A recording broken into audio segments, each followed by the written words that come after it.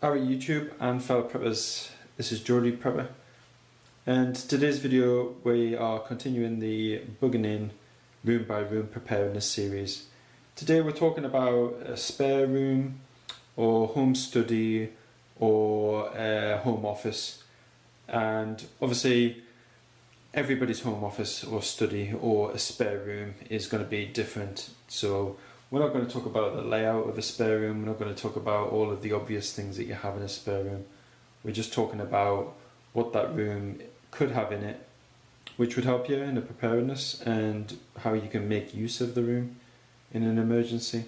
So obviously I have a spare room and it's basically my home office at the minute. You know, obviously I've got the usual stuff that you'd have in a home office, but let's look at the things that I've got which are in the room, which help me in a preparedness situation, and let's look at how I use the room.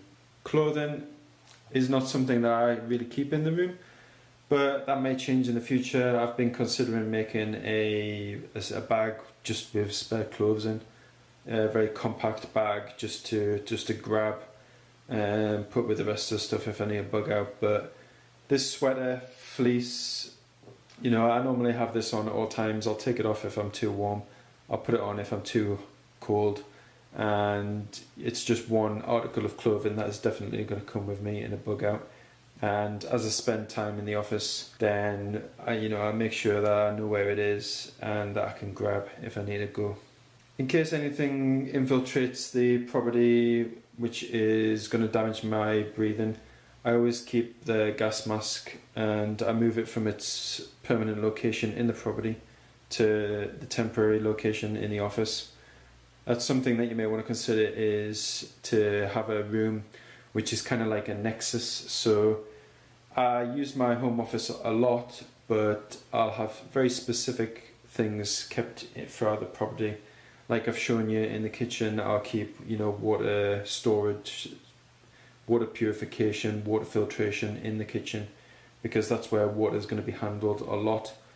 The Russian GP5 lives permanently in my bedroom, but temporarily I'll bring it to the office if I'm going to spend a lot of time in the office. And as I spend a few hours a day usually in my home office, then obviously I keep this to hand so that at a moment's notice I can put it on and my breathing is going to be protected. You've got to remember that, it's a very slim chance, but if something is affecting the quality of the air, such as even a fire in your property, then it's absolutely essential to protect your breathing as quickly as possible. So I would just think it just wise and sensible to keep some sort of breathing apparatus in a room, and if you can put some in each room, then even better. So books and survival literature, I've covered these books in a previous video and I'll leave a card which links to that video. I do have other books in the living room, so I'll show you them when we get to that room. But yeah, I keep my survival literature to hand on my desk that my computer's on, and obviously these days the computer is the main focus of where information comes in that I use for preparedness and survival. But obviously books still have their place, so these are kept so that I have easy access to them and I can reference them whilst I'm looking at YouTube or blogs or articles online. And if somebody says something very interesting in one of their YouTube videos, or I come across an article or a website and they talk about a specific technique or something that I would be interested in learning for if I do need to get out of the property in an emergency, what I'll do is I'll just look at my literature and I'll just see if it's covered in the books that I've got. If it's some sort of survival technique, I'll look at the SAS survival guide. I'll see if it's in there. If it is in there, then that's good. If anything that I see that I'm interested in isn't covered in any of my books here, obviously I'll consider expanding and just working on filling in that knowledge gap with it down in written form in a book which complements what I've got already. I'm concentrating very much on my physical preparedness right now, and I had to think of a way of doing basically desk exercise, which is just exercise at my desk whilst I'm watching YouTube video, I'm doing my research. So I've got these hand grips. I can just do repetitions with them, squeeze together and hold that pose for as long as possible. There's actually quite a good variation of exercises that you can do with these hand grips. So they're just there.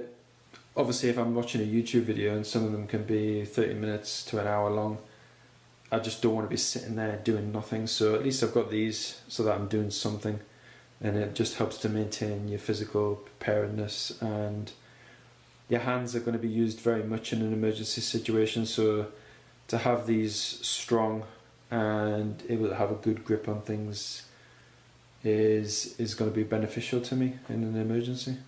So my spare room stroke office is like a nexus point. It's where I bring things in whilst I'm in here and using them, but it's also where I bring things when I'm checking them. So I've been on a bike ride the other day. I'll have my cycle pack in here, and before I put it away, until I next need it, I'll just give it a check. If I'm doing my prep checks, I'll bring everything into the spare room here. I'll check them and then I'll put them back to where they belong.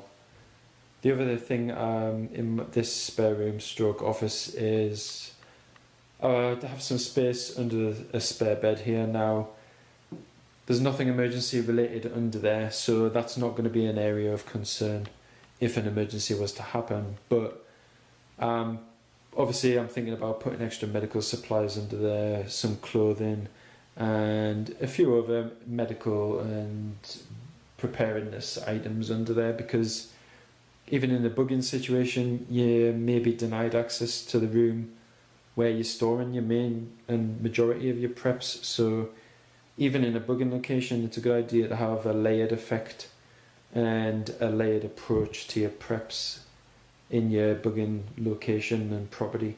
So if you can't get into a room for whatever reason, you have an alternative backup source of equipment that's in another room that you can go to. So that's just one thing I'm going to do that in some sort of future project, is distributing supplies throughout the property. And I have some storage available here under the bed. I could create other storage, and you could create other things. You could put up shelving or whatever and store things on there, but this is just an option, and it's something I'm going to explore in the future.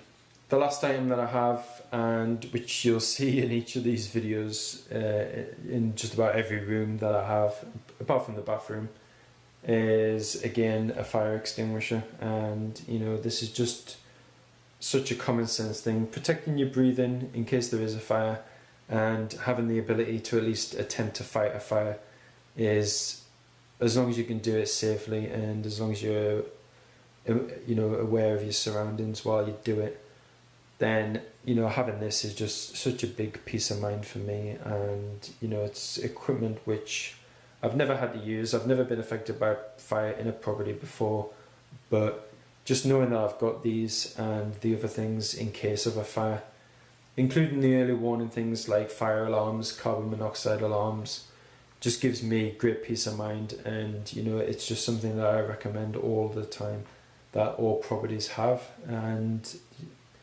they can and they do save lives.